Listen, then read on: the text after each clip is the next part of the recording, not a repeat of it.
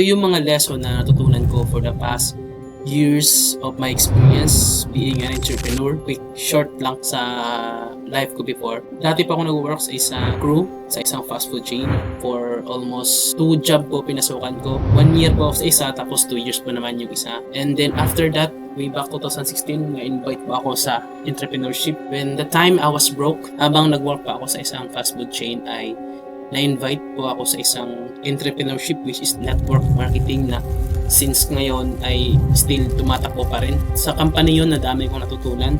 Na-invite ako noon, hindi po ako positive agad investment kasi hindi na-introduce sa amin yung entrepreneurship sa magulang namin or sa environment namin. Akala ko noon nang start maayos na buhay, hindi pala. Start yun ng paghihirap na buhay. At parang imo-modes ka doon ka makakagain ng experience, makakagain ng knowledge, malilyon klaseng aspeto ng buhay. Doon ko natutunan ko pagiging dapat ba talagang mag-iisang good character para sa business na para sa gusto mong pasukin na buhay. From employment mindset to business mindset. First na life lesson ko natutunan, dapat talagang may discipline po tayo sa sarili. Kasi kailangan mag-discipline kasi sa panahon ngayon, dami na kasi na mga bad influence like social media, friends, kaya magiging negative tayo. So kaya dapat mayroon kang good character, strong discipline. Mag-i-strong ka kasi kapag nasa challenges ka ng buhay mo.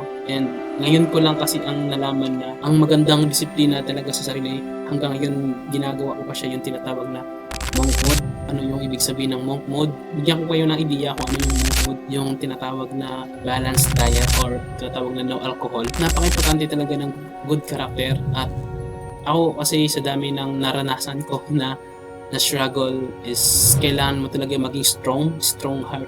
Depende kasi sa reaction na gagawin. Kumbaga, kung may problema ka na face ngayon, depende po kayo on how you react. So, magre-react ka ba na positive, magre-react ka ba na negative. Second is be patient. Patient dahil hindi man ngayon ibigay. Kasi hindi siya basta-basta ibibigay na lang sa iyo yung mga bagay na gusto mo. Like, ito yung desire mo na gusto mo pero hindi siya ibibigay agad. Kasi kailangan niya munang makita na deserving ka. Kung malalaman mo kasi yan sa loob mo. At malalaman yan sa taas na ready ka na at deserve mo na makuha yung mga bagay na yan. At minsan, hindi rin ibibigay sa atin yung mga bagay na yan kasi alam niya kung anong mas kailangan natin kaya yun ang ibigay sa'yo. Marahil ay hindi pa niya ibigay niya yung mga bagay na deserve mo kasi kumbaga hindi mo priority yung mga bagay na yan kaya hindi pa binigay, iba yung binigay. Kaya pinaka-importante aside sa patient is dapat thankful tayo po. Thankful po tayo sa anumang binigay, anumang meron sa atin ngayon. Then, third is always focus on yourself, self-improvement, self-character. Kasi for the past many years, I've always looked at myself kung ano bang mas dapat natin i-improve. Although may mga bagay naman na maburn out tayo, hindi naman kasi natin control minsan yung mga bagay kasi darating talaga sa buhay natin. And kung time na yun, mahiwalay sa pangarap natin, okay lang yun. Ang importante, pansamantala lang and wag mong kalimutan kung ano ba yung best desire mo na gusto mo na marating sa buhay. Yun ang ginawa ko. May iba akong work pero hindi ko siya tinigilan. Nag-commit ako. Ang ginawa ko, nanonood ako ng mga favorite ko like anime, yung mga movie na nakaka-encourage. Kaya lang nare-realize ko siya ngayon is hindi mo pala kailangan ng motivation ang movies na yan. Kasi ang totoong problema naman talaga is hindi ibang tao, kundi tayo. Tayo ang problema. Sarili natin mismo ang problema. Kung papasin mo kasi, lahat ng bagay na gusto mo, na desire mo, is nag-exist na po siya dito sa earth. Like, karamihan kasi ang gusto is magandang bahay, makotse, makapag-travel, is lahat po yan na desire na gusto mo is andito na sa earth. Kaya lang hindi pa siya binigay sa atin ng Panginoon. Parang lang kasi yung ama at saka yung anak niya na lalaki. Kung gusto niya ng sasakyan is hindi, sample, para maintindihan niyo siya ng mabuti. Parang kasi yung magulang na father at the son. Ang anak gusto niya ng kotse. Tapos, nung nakita ng papa niya, hindi pa kailangan niya yung kotse. Yung anak niya, gusto lang niyang kotse kasi yun ang nakikita niya sa environment na maganda yung magkakotse.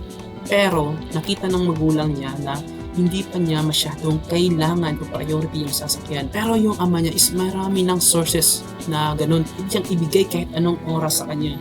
Kaso lang hindi niya kailangan kaya iba ang binigay sa kanya para siya maging better person. Malaki natin, ang binigay niya sa iyo is learning or pagsubok. Kasi gusto pa niyang ma-molds ka or ma-build yung better na ikaw hanggang sa maging deserve mo na time na ready ka na at ibibigay niya sa'yo yung gusto mo. Ang problema na kasi is tayo eh. Kasi madali lang tayo madi-distract sa like social media, anything, mga insecurity sa sarili. Ayun lang kasi yung problema. Kaya it's better na, ang ginawa ko kasi ito yun. Ngayon ko lang nalaman na pinaka-importante is meditation. Yes, meditation. Sa Pilipinas, siguro mga 2% lang gumagawa ng mga bagay na yun which is called meditation. Pero for the past years, ngayon ko na-realize na napaka-powerful pala yung tinatawag na meditation. Like, at least malalaman mo kung anong problema mo, malalaman mo kung ano yung kinakatakutan mo sa isang bagay. Bigyan ko kayo ng example, meditation.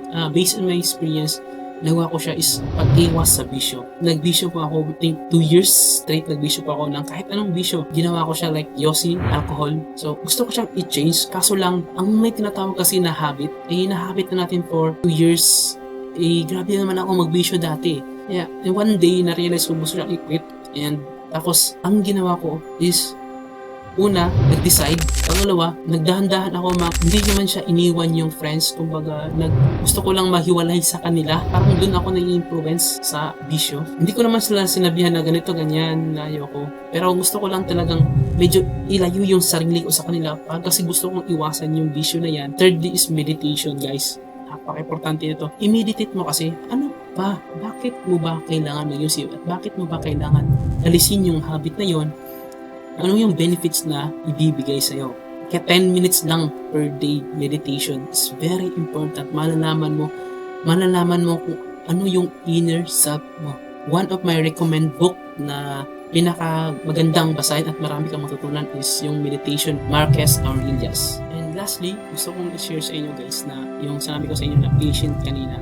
I think 2015 or 14 when I was broke that year, until last year 2023 December, hindi pa ako pumasok sa relationship kasi naghintay pa ako ng tamang oras. Guys, patient is virtue. Kung edad mo pala ngayon is 24 to 25 below, mag-focus ka muna sa sarili mo.